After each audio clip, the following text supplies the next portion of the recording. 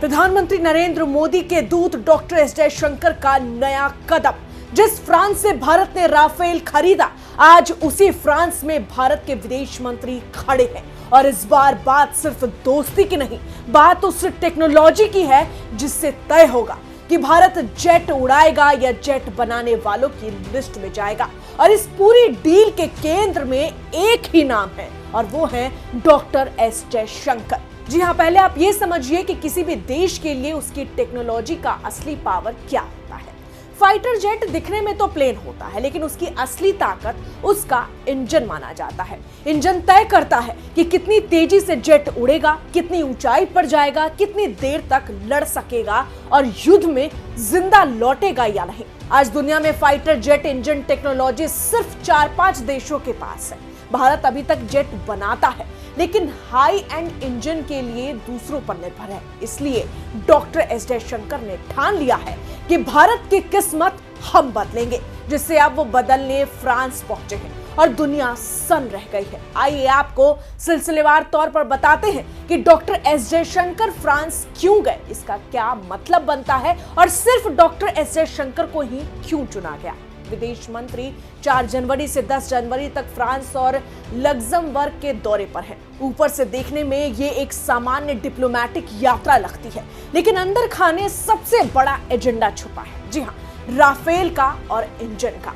Doctor S Jaishankar France के विदेश मंत्री जीन नोएल बैरोट से मिल रहे हैं। टेबल पर मुद्दा है भारत फ्रांस रणनीतिक साझेदारी और उसी के बीच फाइटर इंजन टेक्नोलॉजी ट्रांसफर। यानी जयशंकर सिर्फ हाथ नहीं मिला रहे हैं, सीधा भारत का भविष्य तय करने पहुंचे हैं। अब सवाल है कि यहाँ फ्रांस भारत को कौन सी टेक्नोलॉजी देने को तैयार हो गया है। अब ध्यान से समझिएगा, ये सबसे अहम हिस्सा है। फ्रांस की कंपनी का नाम है सफ्रान। सफ्रान फ्रांस की एक प्रमुख अंतर्राष्ट्रीय हाईटेक समूह है जो विमान, इंजन, उपकरण, इंटीरियर, रक्षा और आंतरिक क्षेत्रों में काम करती है। ये वही कंपनी है जो राफेल जेट का इंजन बनाती है, जिसका नाम है M88 इंजन। लेकिन इस बीच आप ये भी समझिए कि पहले फ्रांस ने भारत को क्या ऑफर दिया था। दरअसल भारत में इंजन असेंबल करने के लिए फ्रांस ने साफ तौर पर कहा था कि बहुत लोकल काम कर लीजिए। लेकिन अब तस्वीर बदल गई है।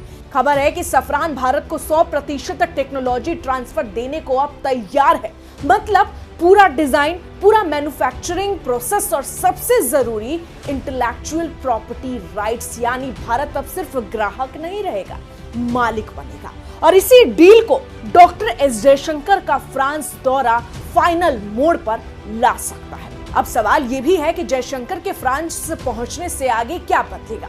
इसका सीधा जवाब है 5वीं पीढ़ी का फाइटर जेट AMCA, जो एक twin engine stealth supersonic multi role fighter jet है। ये भारत का वो सपना है जो चीन के J-20 और रूस के Su-57 से मुकाबला करेगा, जो काफी पावरफुल होता है। लेकिन बिना पावरफुल इंजन MCA सिर्फ डिजाइन रह जाएगा। सफ्रान के साथ डील हुई तो भारत में इंजन पावर प्लांट बनेगा, 12 साल की लाइफ होगी, कम से कम 9 अलग अलग प्रोटोटाइप इंजन तैयार होंगे। यानी आज राफेल, कल MCA और परसों दुनिया के दूसरे देशों के लिए इंजन सप्लाई करना। और यही वजह है कि भारत इस डील पर खर्च करने से पीछे नहीं हट रहा। अब आप ये भी समझिए कि इस पूरी कहानी में जयशंकर सबसे अहम क्यों है। क्योंकि जयशंकर डील करते हैं तो कहीं अलग तरीके की बातें नहीं करते, वो सीधे सीधे मुद्दे और रणनीतिक मुद्दों पर आगे चलते हैं। और यही वजह है कि फ्रांस एम्बेसडर कॉन्फ्रेंस में जयशंकर को गेस्ट ऑफ ऑनर बनाता है। ये सम्मान यूं ही नहीं मिलता। तो साफ है कि जयशंकर का यह दौरा सिर्फ यात्रा नहीं है, ये टेक्नोलॉजिकल स्ट्राइक है। अगर ये डील साइन होती है तो भारत फाइटर जेट उड़ाने वाला देश नहीं, बल्कि फाइटर जेट की किस्मत तय करने वाला देश बनेगा और दुश्मन देश इससे कांपेंगे। और तब कहा जाएगा कि ये भारत वाकई बड़ा ही अलग है, जहां विदेश मंत्री सिर्फ बयान नहीं देते, दुनिया की ताकतों से बराबरी की बात करते हैं। बहरहाल इस पूरी खबर में इतना ही, लेकिन डॉक्टर एस जयशंकर के इस कदम को आप कैसे देखते हैं, आपकी इस पर क्या प्रतिक्रिया है, कमेंट में जरूर लिखें। मैं आपके साथ रंजना उपाध्याय, आप देख रहे हैं HCN न्यूज। धन्यवाद।